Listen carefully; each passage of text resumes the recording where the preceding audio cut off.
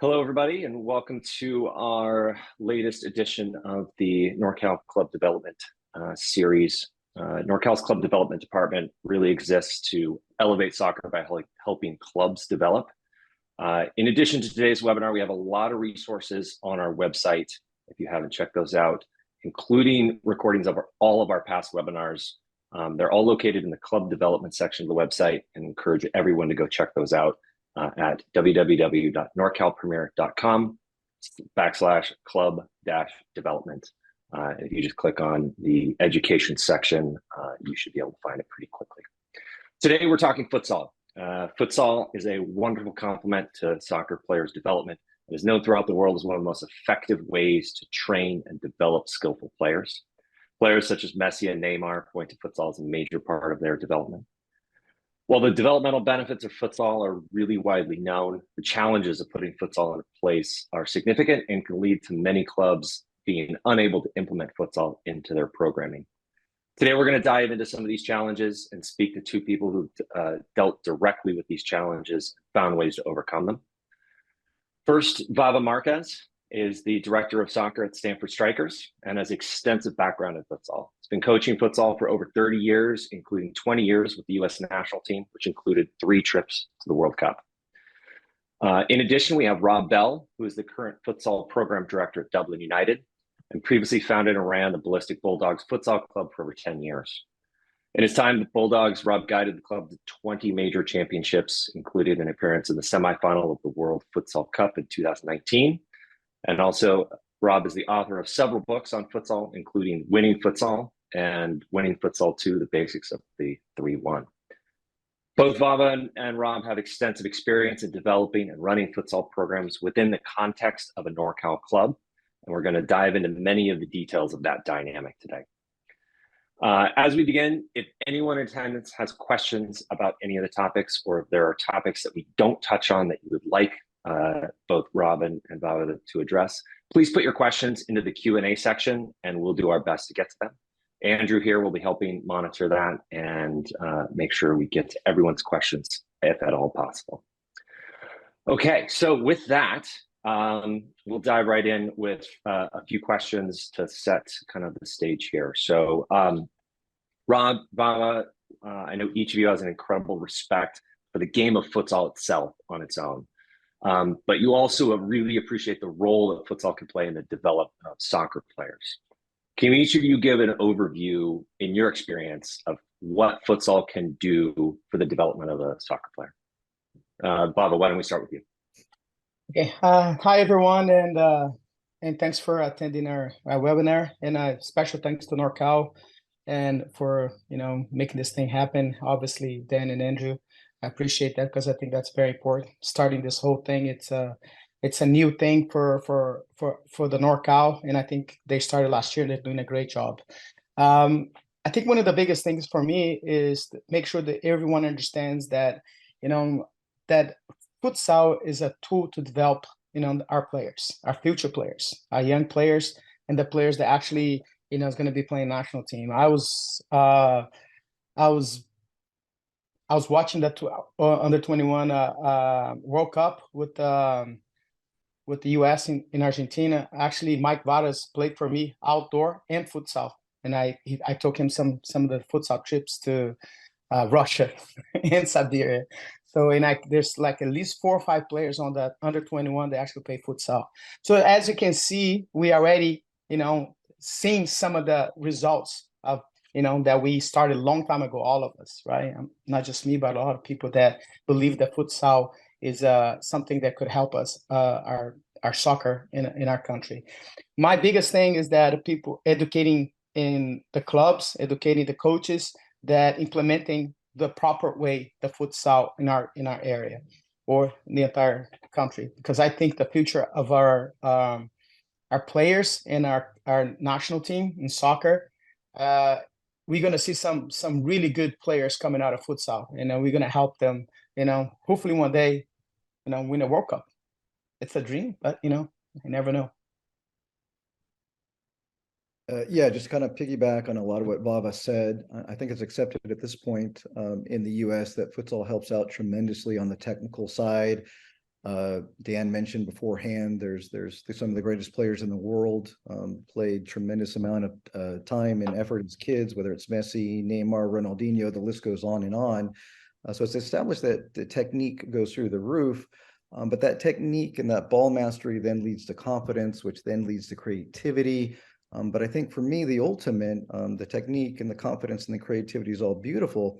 But for me, the most gold that can be mined is the decision making. And at the end of the day, futsal is a more technical game because you're playing just the physics of it. You're on a hard surface in a confined area. There's time constraints, there's space constraints. So if you can handle your business on a hard surface where the ball's going faster, defenders are immediately in front of you. When you get back to the turf, when you get back to the grass, especially 11v11, you're literally on an acre of space. The passing lanes, the dribbling alleys, the opportunity to shoot, there's literally so much space, and all that training and repetition and quick decision making from the futsal court then translates wonderfully to the soccer pitch. Is players oftentimes are described, futsal players that play soccer at the youth level are often described as calm with their decision making, and the reason for that is they're processing information a lot quicker because they've had that experience in a smaller place with time constraints. You get back to a bigger field, and that decision making seemingly is like Neo in the Matrix, and the bullets are coming at him and he's moving in slow motion. Not quite that dramatic on a soccer pitch, but ultimately futsal fires up the decision making process, and kids are able to process information more correctly and more quickly with a futsal background. Great, thank you. So, Rob, you dived really kind of deep into that decision making. Obviously, the time constraints and the physical constraints really leading to decision making improvements. But you also touched on the technical improvements as well. Can you guys maybe touch a little bit more specifically on some of the technical benefits that you guys have seen in your experience that players get out of playing futsal? Well, I'm big on that because of I think not just ability to develop their technical part of it. I think futsal is such a fun game for them. They enjoy it so much playing the game because they touch the ball all the time and it's really fast, right? So naturally they develop the technique. You know, like Rob said before, they have to be engaged offensively and defensively the whole time, and they have to be engaged with their teammates the whole time. So one of the things that I like to coach all the time is that 1v1s. You know, 1v1s, the creativity, not put a limitation on the player, especially when they're very young, because that's the only time in their phase in their lives that they develop that creativity. Because we as a soccer coaches, you know, we tend to do, you know, to prevent them and put a circle around them that they with tactics, with so much responsibility on the field. Futsal, it's such a beautiful game. It's kind of like I'll use the analogy of a basketball, because there's such a flow, there's such a freedom to be creative, right? And we need to encourage that in our players. We need to encourage that. You know, when I coach futsal, and I have such a pleasure to coach futsal, that I encourage 1v1s, 2v1s, numbers up, right? We build 2v1s, 2v2s, 3v2s, and then build up to a 4v4. But that skills, that decision making, is all come very naturally for them, instead of a coaching trying to kind of guide them to that, you know. So it's a natural thing, you know. We talked about like Ronaldinho Gaúcho, you know, Fenômeno, Robinho, Neymar, and all top players. I've been going to Argentina for this last 10 years because I bring teams to Argentina. You see players on their, because I do futsal, 40% futsal, 6% soccer. So we go to Boca Juniors, River Plate, Independiente, Racing, and all those clubs have futsal introduced to their players in a young age. You know, so that tells me, knowing, being Brazilian myself, you know, and talking about Argentinians, I admire so much, and I have so much respect for them, because their game, of Argentina game, the way they play soccer, you can see it, that there's a lot futsal on the development. So the beauty of futsal, as far as from a coaching standpoint, there's a tremendous amount of responsibility that the players take on. Again, going back to the decision making, because the action happens so rapidly, a coach can't micromanage the game, even if they wanted to. We've all seen the example occasionally on the soccer side, the famous example of a coach Joey sticking and telling kids when to pass and when to dribble and all that. Even if you wanted to in futsal, you can't, because the action happens so quickly. As a result, the kids are forced to take on individual responsibility to make correct decisions. Even if they make a mistake, literally within 20 or 30 seconds, they'll have the ball back at their feet. So it's wonderful for staying in the moment, for staying focused, and just developing your skills nonstop. And Vava made the beautiful comparison of basketball. It has the engagement of basketball. So what that means, there's no downtime. One coach made the comparison that soccer is oftentimes it's most exciting when the ball is in the penalty area. You're either defending for your life or you're on the verge of scoring. Well, that's futsal. Futsal is the penalty area. The ball is always in play. It's about to be scored, or you're about to score a goal or be scored on. So that with itness, that I'm in the moment and I have to be present to be engaged with the sport is tremendous. And you take that mental awareness, you bring it back to the soccer side, and you just have kiddos that are more engaged. But I just love it, futsal, for the freedom it gives kids to make decisions on their own. Afterwards, obviously, a coach can pick the appropriate time to stop the flow of a practice and provide some teaching moments. But more often than not, it sounds like a cliche, but the game often is the best teacher, as the kids are quickly aware from making mistakes, but being able to correct them on their own, literally within 30 seconds to a minute, because the numbers are in your favor. You got one ball for 10 kiddos, and you're going to see a lot of action one way or another. Great, thank you. Vava, you mentioned something around, obviously, a lot of international travel to different clubs and seeing of futsal programs. And you talked about a little bit of the age group. So I wanted to ask both of you about the age groups at which futsal is maybe the most impactful. So often we see futsal being very, very directed at the younger ages. And that it's used as a technical and a decision-making tool to improve players.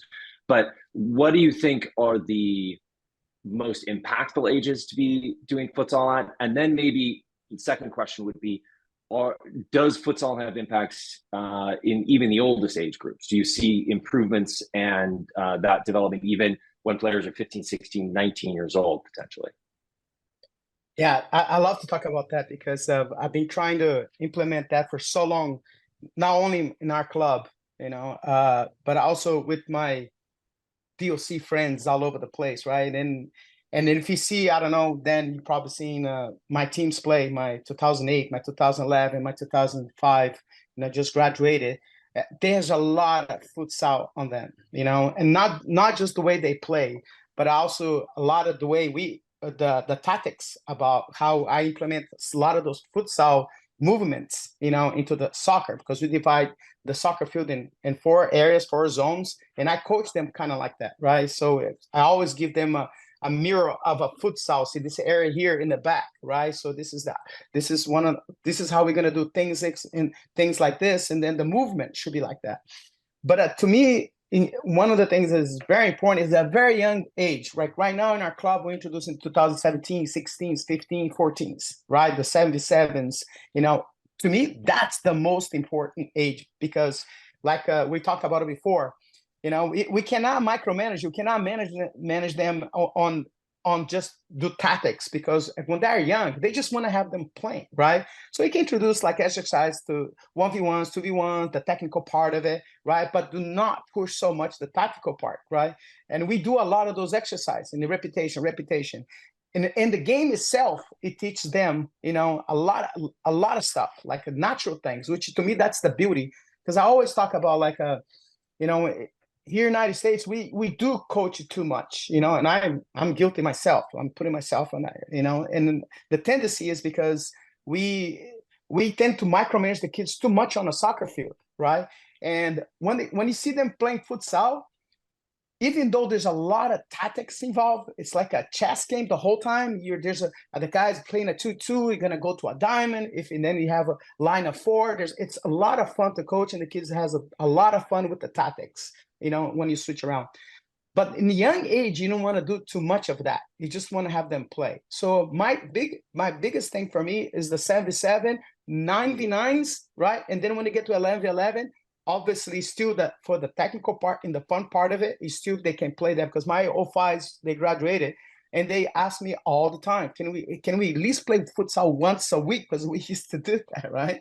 And they practice 4 times a week, and I had to find a way to give them at least an hour during the week. So yes, it does influence very much so the older guys, and establish a foundation of a technique on the younger ones.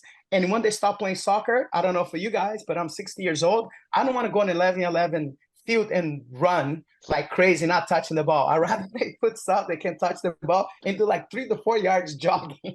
So that's my Rob, any thoughts on the age group question? Yeah, no. Like Vava said, the younger ages, that's probably where you get your most bang for your buck. Agreed. The tactics are minimal at the younger ages. And it's 1v1, and it's a relentless 1v1. And again, the mental toughness that goes with defending a 1v1 and attacking out of a 1v1. And then obviously you are now, with the older they get, now do I pass? Is there a 2v1 situation? Is there a triangle where I don't need to dribble this guy? But anyways, there's progressions. But at the end of the day, it's just the number of touches, again, on a hard surface where the ball is hard to control.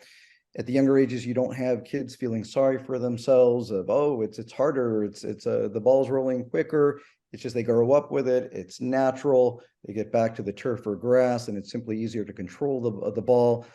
If you're trying to teach kids introduce futsal at an older age, maybe U14, U15, U16, there's usually a little bit of pushback. It can be a little awkward trying to control a ball on a hard, fast surface. So I think like any new thing, any new technology, any new sport, any new tool, it's really beneficial to really emphasize on the younger ages. They grow up with it. It becomes part of the DNA of their club experience. At the end of the day, the math is with you. With smaller numbers and a good ball ratio in a confined area, you're simply going to get a ton of decision making that comes along with those hundreds of touches in 1v1 situations. So you can't go wrong simply with the math of the game. Great. Thank you both. I think what I really heard, which was really interesting, I asked the question in one vein, but then really heard something else, which was I want to highlight for everyone again, which obviously there are technical, Rob, as you were just talking about, just the absolute numbers of the game, the amount of touches you're getting, there's technical benefits to futsal that I think we all can recognize and see. There's obviously the decision-making benefits that you mentioned, Rob, but what you both really communicated really clearly to me, at least, that I heard was the enjoyment side. The ability for the joy that comes out of futsal in just naturally that gets kids playing and gets kids excited about the game. And it really resonated with me because I remember being in college, playing a college player, and during the winter we'd play futsal like twice a week, and it was just we just go out and do it on our own. But it was like the best part of the season, other than actually the games of your fall season. But that was like the most fun we had, and the best piece of playing college soccer was actually playing 5v5 little futsal games in the ragged little gym that we had. So I think that enjoyment part is probably way bigger than people potentially give it credit for, and a great way to keep kids engaged in the game of football and keep them connected. So thank you both. We're going to move on to the challenges now. We've talked all about the benefits of futsal and how great it can be, but some of the challenges. The first one most often comes up when we talk to clubs about futsal is facilities. Facilities can be a massive challenge, especially during the winter months when futsal is often played, or when we often think about playing futsal. Indoor space can be hard to come by. It's very difficult to find an appropriate surface. So Can each of you give a little bit of an overview about how over the years you guys have overcome that facility challenge within your own programs? I don't know if Rob, you why don't we had start with you on this one? Yeah, no, the majority of my time at the club level and in running an independent futsal club been outdoors. In our neck of the woods in the East Bay, gyms are very hard to come by. The traditional sports, whether it's wrestling, basketball, volleyball, have dibs, and they have for decades on the gym. So gym time is almost non-existent in our area. So that's forced us outside, but in many ways, in a very counterintuitive way, I prefer to be outside and not just trying to make lemonade out of lemons with this. But when you're outside, what that means is you're on either on asphalt, at a blacktop, say at a middle school area. You're perhaps at a hockey rink with poured concrete, so an outdoor hockey facility. You're on a tennis court, which has a little sand mixed in, so there's some traction on the surface. So what that allows, it allows for less slippage, more balance. And when we do have access once in a blue moon to a gym, more often than not, these gyms have hundreds, if not thousands of kids on them on a daily basis. For PE purposes, they tend to be very worn out and slippery, all the dust that accumulates with that. Public schools really don't have the time or the finances to wax these wood floors frequently. So at the end of the day, it's very, very slippery more often than not. Not always, but more often than not. That's great for goalies, but your court players can't play with that precision if they're slipping around. So for me, believe it or not, I love being outdoors. It can be a little chilly in the wintertime, but nothing that a big coat can't take care of. But again, your court players will not be slipping on asphalt or a tennis court surface or poured concrete. And I believe there's more precision to the game. And if you are used to playing on turf outdoor or on grass outdoors, there's nothing that says that futsal can't be accomplished outdoors as well. A lot of people have allergies to that in the sense they hear futsal and outdoors, and that's wrong. And that's just a little bit silly, in my opinion. Again, if you can play soccer outdoor on turf, you can do futsal as well. But I think there's an association that futsal is an indoor sport. And yes, it is. You go to big tournaments and that's where it's held. But for practice purposes, it really shouldn't be held as an excuse not to start a program if you don't have access to an indoor facility. Great, Vava? Yeah, I agree. There's a perception that futsal is an indoor soccer game. Grew up in Brazil, we don't have that. We play our futsal. It's outside. We don't have the most of the time. The gyms are for like a basketball, volleyball kind of thing. So futsal get there for games, but most of the time it's outside sport. Like buildings and condominiums have futsal courts, which is not indoor; it's outside. In Spain, the same thing. Been to Spain many times. We play. Most of the games that we play in Spain was outside. In Argentina, the same thing. When they do have indoors. They have games playing indoors, but most of the time the training is being outside. Very very privileged places or organization have indoors, and even them they have to share with the other sports. But I agree that also bringing the kids outside, to me it's not a problem. Like high schools, middle schools, they have a space for us there, and that's it's probably the solution that we're going to have from breaking away from the gyms, because as you know, it's extremely tough to get gyms time. It's almost impossible for you to run a program based on gyms, because you're competing with so many other sports and other clubs too. So it's we have the same problem. We don't have gyms here. So I run a futsal league in the winter, and if you don't start scheduling very early in the year, and you got to talk to high school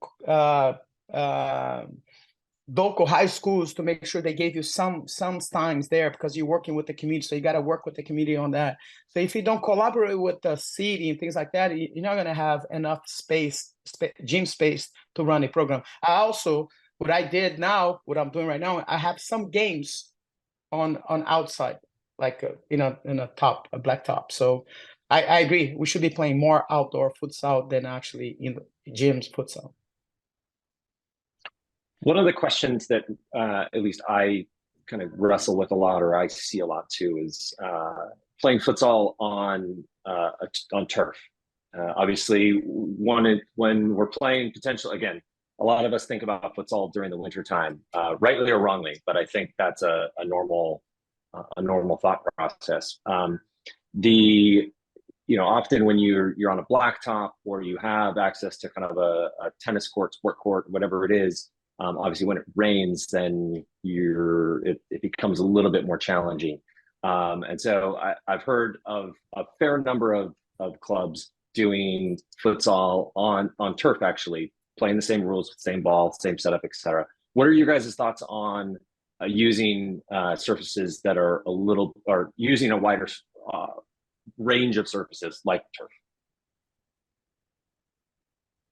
I think that's just fine. It's a good backup, Dan. At the end of the day, there's that famous saying that even cold pizza is still pizza. I'm not going to turn down some cold pizza. And when you're on turf, it probably slows down the game anywhere from 10 to 20%, depending on the turf. But it's still futsal. It's still small-sided. You still have numbers in your favor. You'll still get a ton of touches, but it will be slightly slower. But it still will be very beneficial. So if you have to fall back on turf, I would say no problem. Be grateful that you have it. Ideally, you're on a harder, faster surface, but nothing wrong with turf. Vava, any thoughts? Yeah, I'm gonna go the other way a little bit. Sorry. Well, it changed to me. Anytime that you can get the kids to play 5v4, 4v4, 3v3 out, it's futsal or whatever, if they can get together on their own and do a small-sided game, I think it's awesome. And that's what we did when we were younger. And that's like planting the seed on us, right, in terms of soccer. But for the game itself to develop the way we think is good to develop, like you say, the touches, the surface, slowing down the game, the ball, the size of the ball, the weight of the ball, the technique of how you're gonna touch the ball, it changes everything. But again, I'm not saying I'm against the playing the turf or anything like that. I'm saying is it changed the purpose of the game, the development of the game, right? The speed. Like for example, one of the things that's on futsal is the speed, right? The speed is really extremely fast. So if you go on a turf, what kind of ball are you going to put there? Futsal ball? You can't put a futsal ball. It's going to slow. The ball drags on the turf, right? And the shoes. I'm trying to emphasize the fact that it's all good if you're playing a 5v5 and whatever turf, whatever. But for futsal, I mean, I had just a quick story here. I had the Andreu Plaza. He's he built the futsal academy for Barcelona. He used to come here every summer with me, and we did the Barcelona camp with UFA, World United. And then one day we did not have gyms. Something happened, and one parent brought the great idea to put hey, let's put everything on turf. We'll be fine. We got a turf. We're going to do it. He refused to do that. It was kind of funny because that's not futsal. That's a different sport. But anyway, to me, if I have I'd rather go outside. I'll do everything to go outside if I don't have the gym. And if I don't have those two, I can go to the turf because they're playing. Yeah. So obviously the turf changes the game, the way the game works with the speed of it, so it lessens some of the benefits, but still better than nothing. Better than not doing it, sounds like. Yeah. So yeah. Okay, great. All right. So next question, also a challenge, which is that one of scheduling. Every year, it seems like the youth soccer calendar gets busier and busier and more compact and more things kind of shoved in. And one of the kind of challenges that I often hear is, we just don't have the time. When are we going to do this? How are we fit this in? We already have 4 trainings a week, and we have all these tournaments we have to go to, and all the leagues, and obviously NorCal has requirements and everything. So can each of you give a little bit of an overview of how your program fits into the overall youth soccer calendar?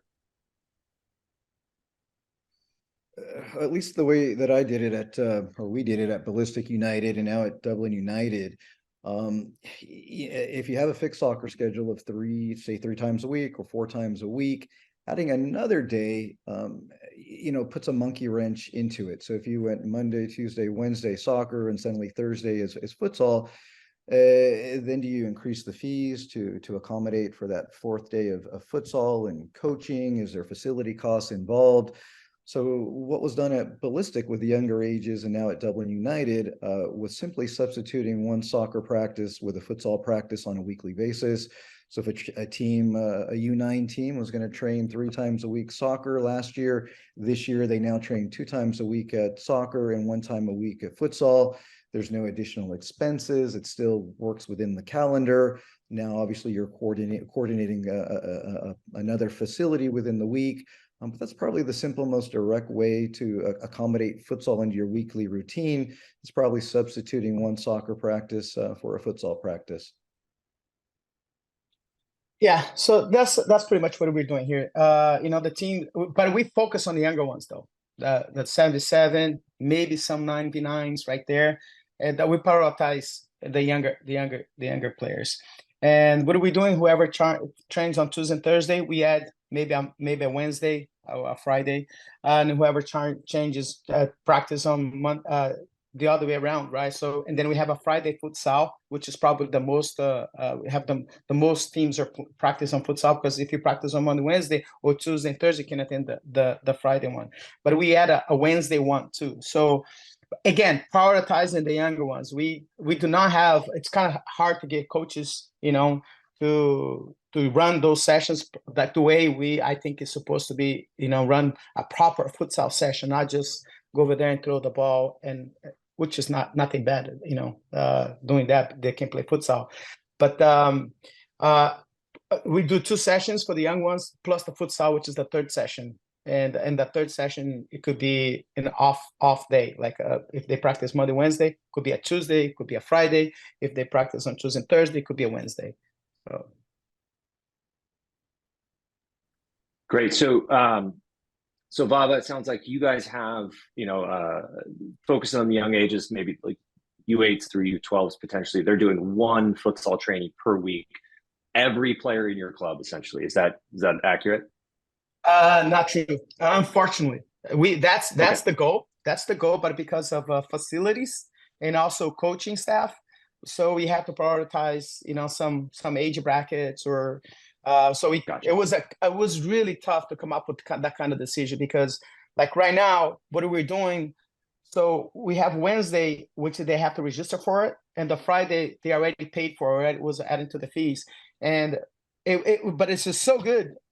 The Wednesday one, the numbers are increasing, and we're getting we have a good problem, right? Because the numbers are increasing, and so we got to figure out a way to make sure that the next go around that we have more, and add another day, or add more hours that we can hit the most of the 77.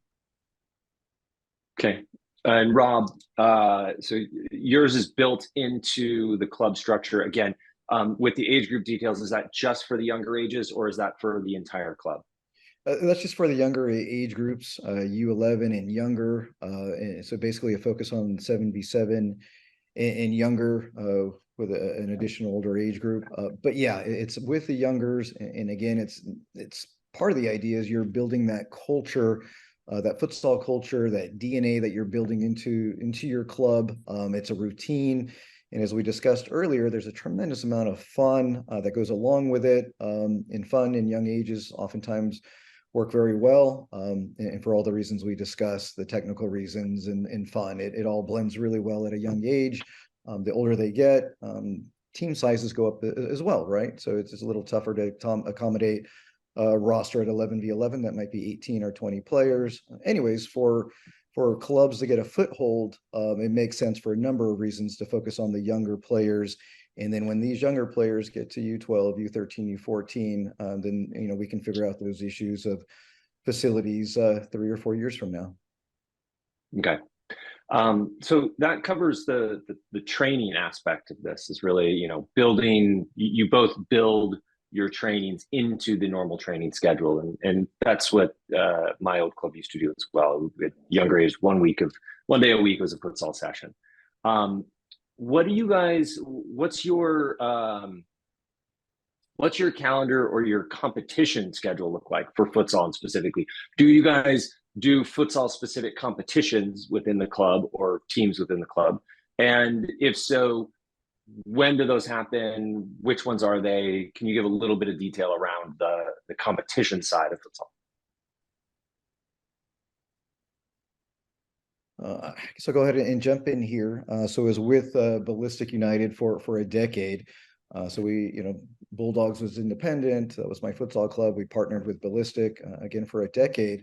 So there was that dynamic of having a club within a club, basically a futsal club within a soccer club. We were probably one of the first ones in the country to pioneer that. When it came to tournaments, and yet our futsal club was independent in the sense if there was a soccer player from a neighboring club that wanted to join our futsal program. Our futsal program was neutral. You could be a part, you didn't have to be part of Ballistic Soccer to be a part of Ballistic Futsal. So that said, there was some independence there on rosters, and we would attend the major events. In the US, there's 3 federations, and they have local tournaments. And there's always a couple in the Santa Clara and San Jose area. 2 federations have tournaments there. And there tends to be one in March, there tends to be ones in June and July, and there tends to be ones in the December and January timeframe. And these federations are always planning around the soccer calendars to avoid them as much as possible. The majority of the participation is at the younger ages for obvious reasons. The soccer calendar gets more congested the older our kiddos get. But at the end of the day, there's not too many conflicts if your club, if your futsal club within your soccer club wants to attend these major events are usually planned away from the soccer calendar as much as possible. It's not always perfect, but at the end of the day, they're trying to work with the soccer establishment and not against it. Well, pretty much the same, but I started World United Futsal Academy about, I think it was 91 and 92. And every team that I trained, because I was coaching college and then the university.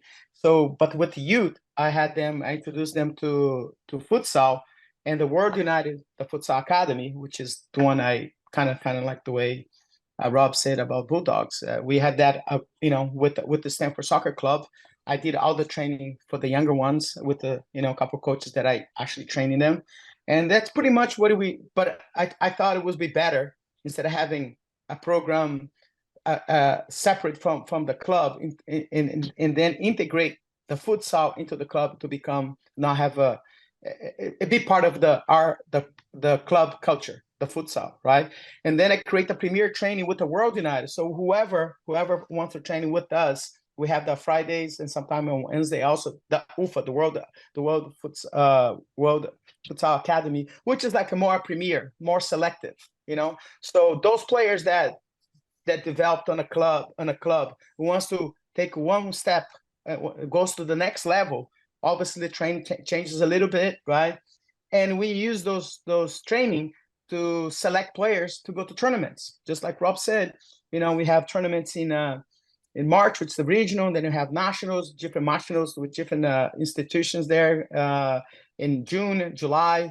And then we have some trips to Argentina with futsal. So we select players to that too, to do some international tournaments. And then in the winter, we have a futsal league here in the Bay Area with this, I had this futsal league for over 20 years already. And then we have futsal camps. So it's really hard to, with all the soccer, and I'm coaching I used to coach 3 or 4 teams. Now I'm coaching 2 teams as a director of soccer. So it kind of give me a little bit more focus on the soccer part of it, which is great. Now I'm trying to figure it out. I'm building the year-round plan for the club in terms of soccer, and on that we have the futsal. So on that, the futsal, the club itself, we have the training, right? And then the next level, if they want to in our club, anybody that wants to go play in a tournament, great. We have a pathway for you for you to go to a tournament. So I think that's the way to go now, because I'm, all those years that I've been doing this, I think now we've seen a pathway from clubs doing futsal, and then have the academies or futsal clubs taking them to the next level. I think that's the way that I see this, building up. Great. Well, thank you both for really shouting out the NorCal Futsal State Cup in both those calendar answers. We appreciate it. But I wanted to get specific on these two because Rob, you mentioned there's a few different ones, and I want to just touch on them very quickly. So please correct me if I missed one of these. So Rob, you mentioned there's a few different governing organizations. You have US Futsal that has their regional, usually in the San Jose area, correct? And that's the March timeframe one that you mentioned, right? Yeah, it's usually that third week of March. It's United States Futsal Federation, USFF, run out of Berkeley by a gentleman by the name of Alex Parra. The other one really quickly is United States Youth Futsal. There's based out of in our area, Sacramento, and James Kavanaugh does a great job up there. And then United Futsal and Rob Andrews is kind of the more international one, a little bit more perhaps a little more opportunity to play internationally and test yourself. And Rob also runs tournaments on a yearly basis out of the South Bay in Southern California and Orlando. All three provide great opportunities. We attend all three. We don't look to establish ourselves align ourselves with any of them. We want to develop our players as much as possible. So all of these federations are allies, and we want to access their tournaments as much as possible. Sorry for not mentioning NorCal. It's still pretty new, but I was just giving you guys a hard time. No, but that's an important part because the sport is so young. It is evolving.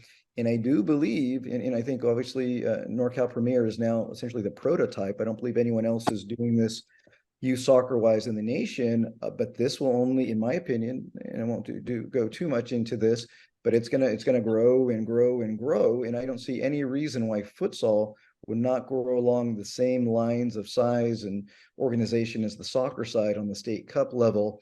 Anyways, I see youth soccer federations such as NorCal Premier being major players in the next 5 to 10 years. So I think this is beautiful for the game, beautiful for our players, but the sport is still young, is still growing, that there's plenty of pie to carve out and people to make their own path. Great. Okay, so I want to end my kind of questions, or the questions that we have, focusing on a little bit of the technical challenges, at least that I've seen or I've definitely experienced. Futsal is a very distinct game. It is not indoor 5v5 soccer. It has some very clear differences, and very specific rules and tactics all to itself. And if you are a qualified good soccer coach and you take a team that hasn't trained specifically futsal and you go play a team that's been coached by Rob or Vava, it's a very good chance you're going to lose by a lot. I know I personally have experienced that, and it is not fun. So for those that maybe haven't trained or dove into the world of specific futsal coaching, could each of you give maybe 3 or 5 of them, a handful of the most important areas or differences between, coaching soccer and coaching successfully in futsal? Vava, why don't we start with you on this one? Well, huge. I mean, huge difference. And I learned because I played professional soccer in Brazil, right? Outdoor. And then I became a soccer coach here, outdoor. And to me, it was, I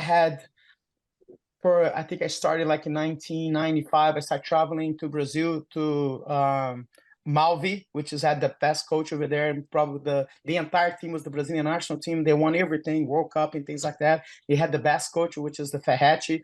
And then I started working with the U.S. national teams. I travel all over the world, Spain. I made tons of friends, top coaches in the world when it comes to futsal kind of thing.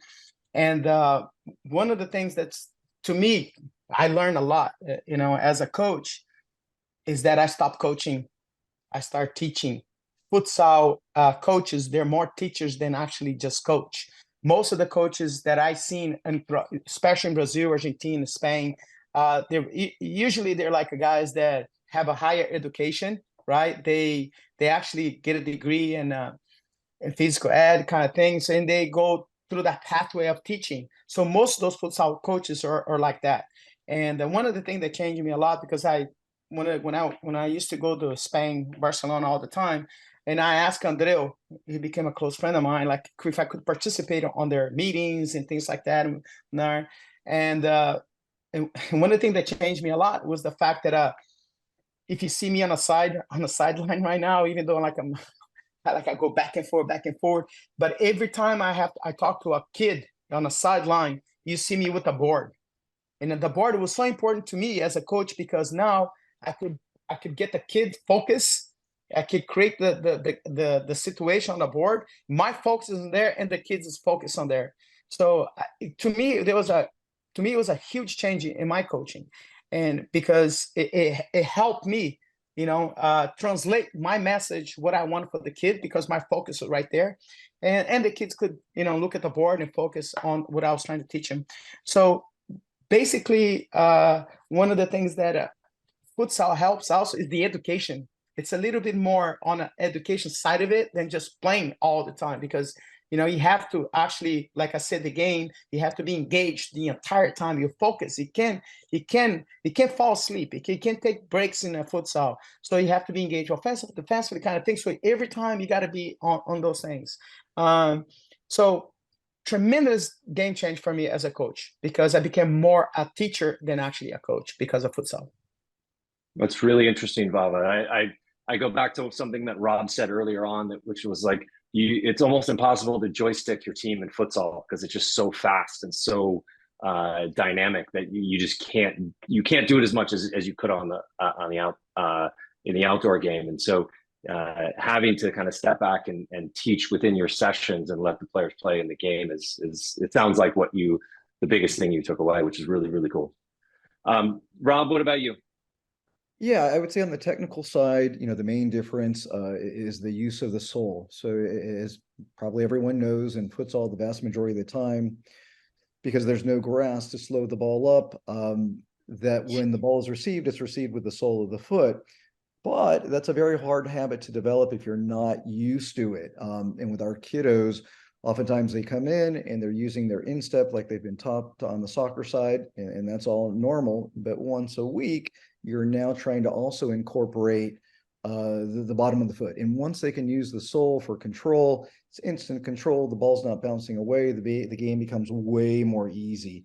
So it's worth doing the heavy lifting of emphasizing the sole of the foot to receive, and not just to receive, to also change direction when you're dribbling.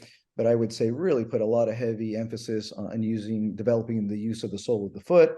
And since so many of our kids play on turf, it transitions very well over to the soccer side as well. I would say on the tactical side, obviously not trying to push tactics too much at the younger side, but I would say that positional awareness is very key. And for me, there's basically three areas where the positioning comes into play. And in futsal, like basketball, the ball's out of bounds a lot. You're in a small area, it's bouncing around. So number one, goal clearance. The ball's gone past the end line. Our keeper now has the ball. Where do we position ourselves? So that's it seems incredibly basic, but the vast majority of kids and coaches, and it's not their fault if they haven't grown up with the game, don't know where the kids are supposed to be from a goal clearance. Number two, kick-ins, and there's three types of kick-ins. There's a kick-in from the defensive third, from the middle of the court, from the attacking third. Where do we line up defensively and offensively? And finally, you have corner kicks, right? And even at the younger ages, maybe introduce one basic play from a corner to give them an idea, an attacking option, and two, defensively, how do we line up on a corner kick? So again, if you can basic positional awareness from a goal clearance, from kick-ins in a corner kick, you now have the foundation of some positional organization. Not too terribly difficult to teach this, but it does need to be repeated on a weekly basis. Otherwise, you're going to have a fair level of lack of organization just because the kids aren't going to know where to be. Great. I always it's always fun for me. You go out to a soccer session, you go watch any team train, and you watch the kid receiving with the sole of his foot, and you're like, that's a futsal player. Yep. It's so easy to pick out because it's so distinct and such an unnatural thing in the outdoor game for the most part, right? Like you see immediately kids that played a lot of futsal because they immediately receive ball with the sole, and they're manipulating, not just receiving, but manipulating ball with the sole of the foot a lot too. So very good. So obviously there are probably hundreds of differences and details that we could dive into, which we don't have time for today. But one of the, I think, challenges for coaches or directors who are trying to get their team or their club into futsal is one of resources. So where is a good place to point people that really want to learn how to develop? What are the details? What are the sessions? How do we organize? Rob, you pointed out, like, okay, on the goal clearance, like, how do I position my team? Like, that's important. So where would you go to learn those differences, and what are good resources for coaches to get to? Well, the first thing I would do, if you have the interest, and I think many clubs now are very interested in learning the sport on a basic level, I would come knocking on Vava's door or my door, at least for 1 or 2 sessions to observe. And I believe it's one thing to take an online course, and there are a couple out there. There's more than a couple, and they're excellent. But I think for coaches to have that light bulb moment of, oh my gosh, these are Vava's 2006s, or 2005s. These are Rob's 2006s. These kids are playing with tremendous movement off the ball, tremendous skill. They're top soccer players in the area, and the light bulb goes off. It's one thing to see a U8 training run by a top coach, and that's all good. But I think you need to see the end product. So I think coaches should reach out to Vava or myself or another top coach, ask to observe a session of an older age, and now you'll witness kids that have been in a system 5, 6, 7, even 8 years, and now you make the connection. Oh, this is what my 6 and 7 and 8-year-olds will look like, 8, 9, 10 years from now, and you kind of reverse engineer it. The light bulb goes off. I get it now. And it's one thing to hear the quotes from Neymar and Messi, and it's another thing to take online courses. But I would just beg people, see it in person, get the nuances of how Vava interacts with his players and delivers instruction. And the other thing is, I would go to a major tournament. I would say maybe the majority of youth soccer coaches have not been to a major tournament, and it's a parallel universe. The excitement, the loudness, it feels like a basketball tournament, but you're playing this beautiful version of soccer known as futsal. So I think you need that in real life experience of seeing a top level coach and the enthusiasm and the feedback they're giving players. Go to a tournament, and I think you'll get buy-in. I would do a field trip with your coaches. Go to a tournament, go to a quality practice, and I think you won't have to convince people. They'll have understood it through a real life experience. Great. So everyone here can book President's Day weekend, come out to the NorCal Futsal State Cup. You can see Rob coach again and hopefully win another championship this year. And we're crossing our fingers for Vava this year. Hopefully he'll get there. You can come out and watch these guys do what they do. But Vava, resources and tools for coaches that want to learn. Well, I think it's a key thing is to, if you're really understand that it's important for your players to get developed, and you think futsal is one of the tools, I highly recommend to go to the tournaments, because when they get to the tournaments, they see the tournaments. It's very exciting. They see the kids all ages, playing. I think, to me, when I go to the tournament, sometime I'm just observing people, because the first national tournament is actually was at Foothill College. I had 8 players. I did it with the Alex Bada. It was 8 teams in 4 of my teams, right? So now we have a 200 teams, tons of tournaments, 6, 7 tournaments there.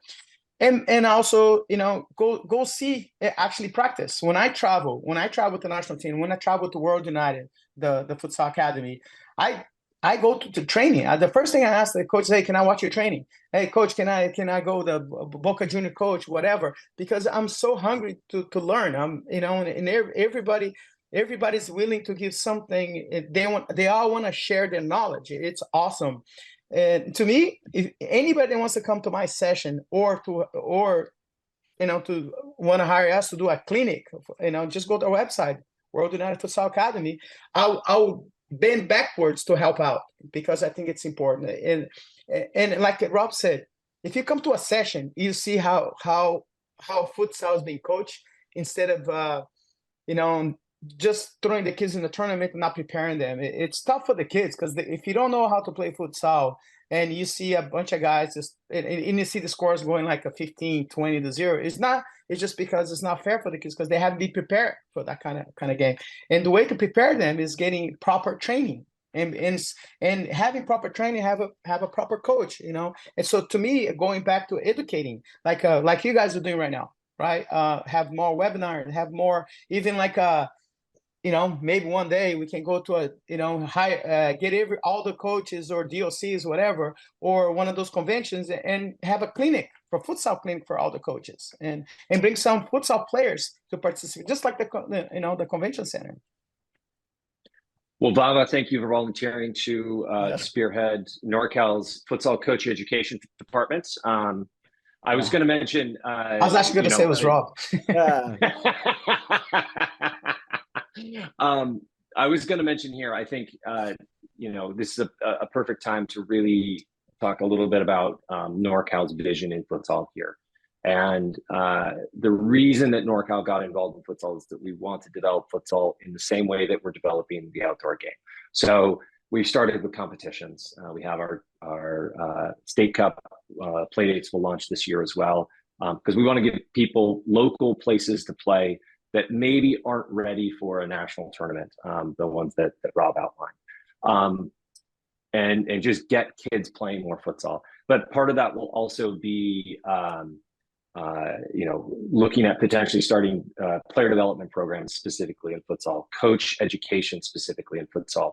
And so we're working on this. We don't have any details yet, but I'm very, very hopeful and believe that we can do some coach education around futsal prior to the kind of futsal season that NorCal's put together starts, so that coaches who are maybe doing futsal for the first time have a basic amount of resources or a basic idea of what a futsal practice should look like. What is, how do you set up your team? What are the details of, when Rob's talking about the positional awareness of the players, those kind of things.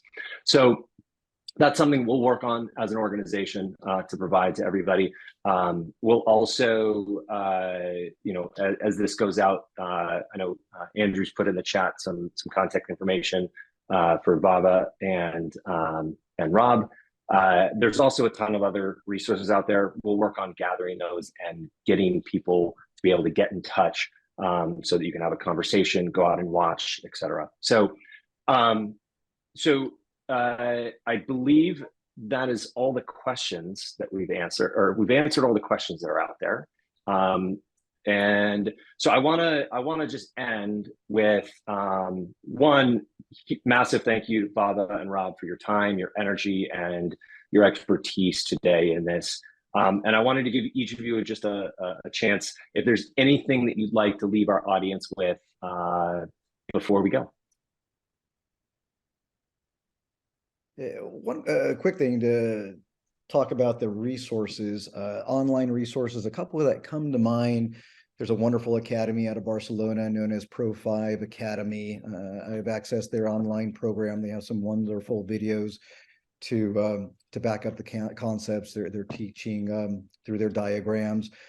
Senda Athletics has partnered with the national team coach of Argentina, and they have a new online program. I'm not familiar with it, but those are a couple online avenues that people might consider.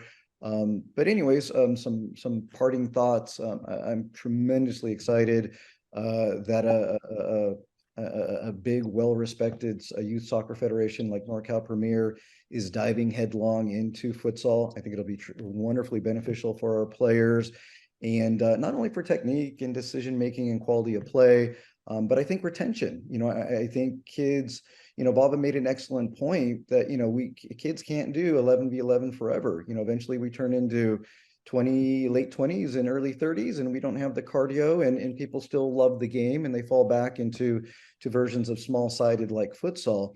Not to say that our kids are going to be with us till they're 30 years old, but the futsal works wonderfully within a soccer club, in the sense you are developing a love of this game that revolves around, putting a ball in a net. Simply a different version of it. But again, it's not only just great for development, it is, I think, a wonderful part that can be part of the DNA of clubs and help keep families for a longer time within our organizations. Thank you. Vava? Yeah, for me, it's more like planting the seed. I'll use that because of futsal is so much fun. I mean, I never seen a kid that doesn't play that plays futsal that doesn't say this is such a fun game, and they rather play futsal than actually soccer, right? I hear that all the time. So to me, futsal is like a planting the seed on as a very young age, that they start to develop that love for the game, right? Obviously, they're not going to play futsal for the entire time, but futsal is going to help them become a better soccer player or become a skillful technical player. So to me, futsal, it's something that all our clubs should be putting a lot of effort to build a curriculum and a foundation in a very young age to make sure the futsal is there. Because I'm telling you this, like I said, I'm coming from Brazil and I've been in Argentina. I go to Argentina every year, and the clubs, professional clubs over there, it's a huge thing for them. It's part of their curriculum. It's part of the club culture. And that's my dream here. I started, doing this thing about over 30 something years ago when I came to the country in '86, and I played, and then I stopped playing to start coaching. And the first thing I did was bringing a futsal ball from Brazil, and people thought I was crazy because that time the ball was really heavy. It just stayed on the floor, right? Like, what this Brazilian guy doing here, But now I see not only NorCal, or especially with NorCal, because NorCal taking this step into making sure there are clubs have futsal on their program. It's part of their curriculum. To me, it's a huge thing, because I talked to Ben a long time ago, 10, 15 years ago. We talked about how important that was, and he was very excited about it, and he just need to find time to find Dan, and finally he found Dan. Now Dan can spearhead this whole thing. Well, it's far from me. It's a team effort as always at NorCal. Yeah. We're a group of passionate people, driven and supported by, frankly, our clubs, you guys. So thank you. Want to thank everyone that showed up today, attendance, also everyone who submitted questions. This recording will be available on the website shortly in our NorCal Club Development section. We'll also include some information that was presented here. So, Rob mentioned a few resources, Vava mentioned a few resources. We'll gather all that. We'll put it in some notes for everybody so that you can have access to it. It'll all be on the website. We'll also send that out via our newsletter and everything else. And then I want to leave everyone with, just please stay tuned for our next webinar. We are going to be aiming to do these once a month. We'll probably have 2 in October, though. We're looking at 1, how to develop a college recruiting program within your club, and then 2, how to develop a homework program within your club. So those are the 2 that are coming up. They'll be scheduled shortly. Emails will go out. Information will be out there. But check the website. And thank you very much, everybody. Have a great day. Thank you. Thanks, guys. Have fun. Take care. Everybody, Bye-bye. Bye. Bye. Bye.